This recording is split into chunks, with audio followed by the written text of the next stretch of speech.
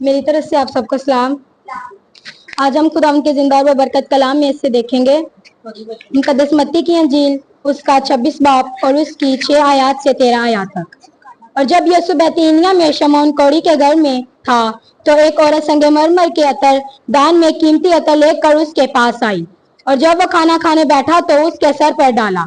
शागिर्द ये देखकर खफा हुए और कहने लगे कि ये किस लिए जाया किया गया, ये तो बड़े दामों को बिक कर गरीबों को दिया जा सकता था।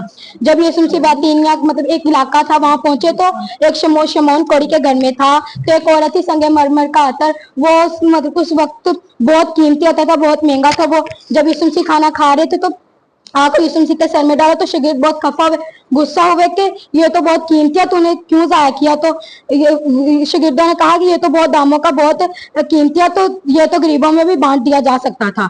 यीशु ने ये जानकर उससे कहा कि इस औरत को क्यों धक्का करते हो, इसने तो मेरे साथ भलाई की है, क्योंकि गरीब गुरबा तो हमेशा तुम्हारे पास हैं लेकिन मैं तुम्हारे पास हमेशा ना रहूंगा। और इसने तो मेरे दफन की तैयारी के लिए यतन मेरे बदन पर डाला।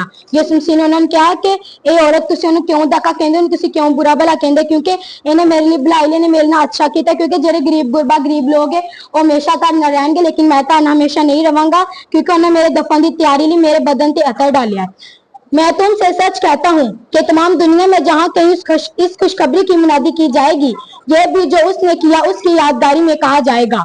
यीशु मसीह कह रहे हैं मैं तुम सच कहना वा जिथे ताकि खुशखबरी की मुनादी की जाएगी। जिस तरह की दफसा होंगी है कई बहुत ज्यादा लोग होंगे ने याद कर देने के औरत ने यीशु मसीह के सिर ते कीमती अतर डाले। यीशु मसीह कहते हैं ये ਜਿਹੜੀ खुशखबरी है ਜਦੋਂ ਇਹਨੂੰ याद किया जाता है इसलिए क्योंकि ਜਿਹੜੀ औरत सी उन्हें कीमती अतर खुदा यीशु मसीह के सिर ते डालिया सी। आमीन।